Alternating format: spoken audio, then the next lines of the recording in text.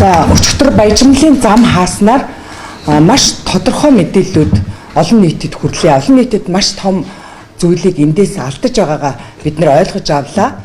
Өдөртөө 60 тэрбум төгрөгийн баялаг гараад үүнээс ердөө 5 тэрбум л Монгол улсын төсөвд орж байна. Харин 55 тэрбум төгрөг буюу түүнээс дээшх нь Rio Tinto гэж компани аваад явчихж байна. Бид нар чинь баялагын эзэн.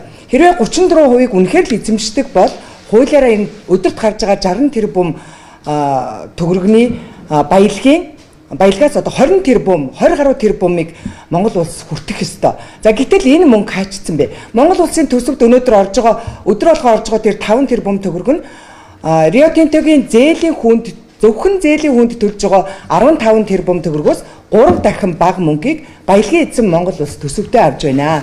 За тэгэхээр энэ баяжмлын зам хаасан энэ юу бол одоо ойдлогоос хичнээн баялаг гараад тэндээс Монгол улс юу хүртэж байна гэдгийг тодорхой харуулад өгчлөө.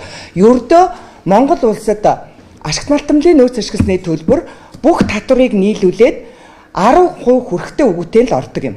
Бусад 90% нь Rio Tinto гэж компани авчдаг.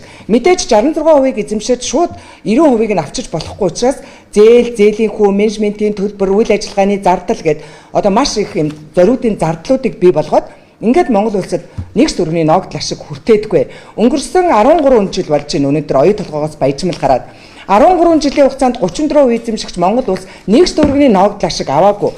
За цаашаа яг энэ гэрээ явах юм бол би одоо та бүхэнд энэ зургийг үзүүлж байна. За энэ ямар учиртай зураг гэхээр энэ том цэнхэр бол өнөөдөр Хьюгогийн 1-р давхар буюу даалдуурхайн олборлох баялагын хэмжээ юм аа. За ингээд энийг бол 10 жилийн дотор энийг одоо олборлож дуусна. Гол энэ нөөц хэсгийг нь 2026 оноос 25 оноос эхэлж байгаа. За энэ гэрээгээр явах юм бол бид нар өнөөдөр энэ баялагаас ердөө 10% хүрэхтэй өгөөтэйг татвараар аваад нэгс төрөний ногдол ашиг авахгүй явсан өнгөрсөн 13 жилийн гашуун түүхээ одоо хамгийн их олборлолт явуул хамгийн их баяжмал гаргах энэ хугацаан дээр яг энэ луураа үргэлжлүүлэх гэж байна. Тийм учраас өнөөдөр оюу толгойг зогсоож энэ гэрээг Монгол улсад ашигтай болгох нь нэг өдөр ч гэсэн биднэрт үнэтэй байна. За тэгээд одоо ингээд баялагч нь дуусаад энэ зөвхөн даалдуурхаан хэсэг юм жижигхэн хэсэг үлдэнэ. Тэгэхээр 37 оноос ногдол ашиг хүртэнэ гэж байгаа. 37 онд энэ цул баялагч нь дууссан байх болно. За ийм гэрээг бид нар үргэлжлүүлж яавч болохгүй. За өнгөрсөн 13 жилд яагаад одоо энэ их баяжмлыг одоо алт зис мөнгө холимог металлыг экспортод гаргасан мөртлөө баялагын эзэн 34% эзэмшигч Монгол улс нэгс төрөний ногдол ашиг аваагүй гэдгийг одоо энэ тоон дээрээс харъя. Ганцхан жилийнхэн тоо.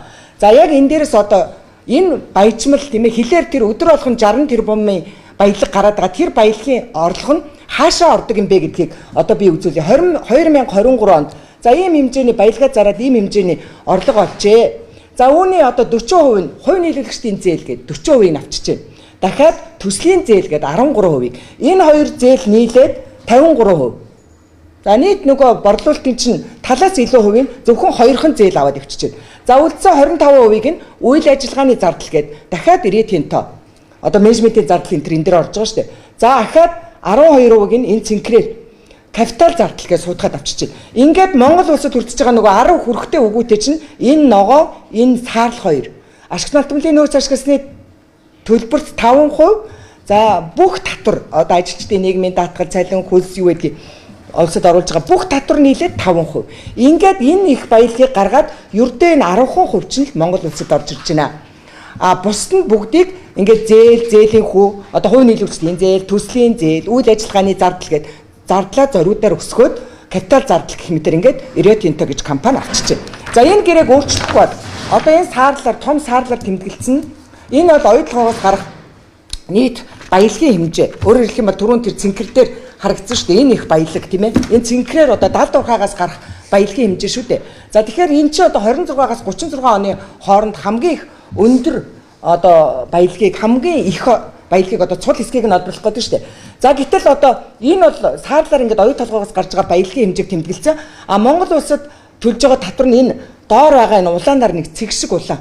Ийм баялаг гараад энэ 2030 онд хамгийн оргил хамгийн их баялагаа гаргах юм. Тэгэхэд Монгол улсын авж байгаа татвар ашигт малтамлын нөөц ашигласны төлбөр ердөө энэ улаан цэг одоо энэний бүр 10% гэдэг чинь энэ аахгүй юу.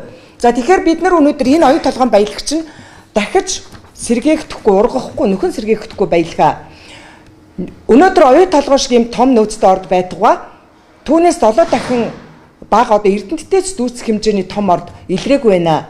Тэгэхээр бид нар өнөөдөр энэ баялагийг зөвхөн бидний үед ингээд харийн тонулчдад Rio Tinto гэж юм хөрөнгө оруулагч нэртэй зүгээр л зээл зуучлагч баялагын дээрэмчин мөнгө хүлэгч ийм компанид өнөөдөр энэ нөхөн сэргийгдэхгүй баялгаа алдчихад байна. Тийм учраас өнөөдөр энэ бол нийт Монголын ард түмний баялгаа. Яагаад гэвэл үндсэн хуулинд газрын хэвлэлийн баялаг гагцгүй ард түмний мэдэлт байна гэсэн. Тэгвэл өнөөдөр баялагын эзэн болсон монголчууд бид нар энэ эзэн эрхээс сэргээж өнөөдөр энэ уул уурхаагаас алдаж байгаа. Зөвхөн энэ ганцхан жишээ шүү дээ. Одоо дараагийн ордууд чинь яг энэ уул уурхаан луврын схемээр ингээд ороход бэлэн байна. Тийм учраас бид нар энэ нэн яралтай оюу толгойн гэрээг цуцалж за цаашдаа энэ баялагын эзэн монголчууд ядаж энэ 34%, уг нь анх бол 34% одоо анхны хөрөнгө оруулалтаа нөхсөний дараа баялагын эзэн эм чинь 51% хүртэл авна гэсэн ийм зүйлээр ард иргэдийнхээ тархийг угаасан. Өнөөдөр бүр 34% тохирох ногдлаа шиг өнгөрсөн 13 жилийн хугацаанд аваагүй дахиад баялагын нөөц дуустал авахгүй байх.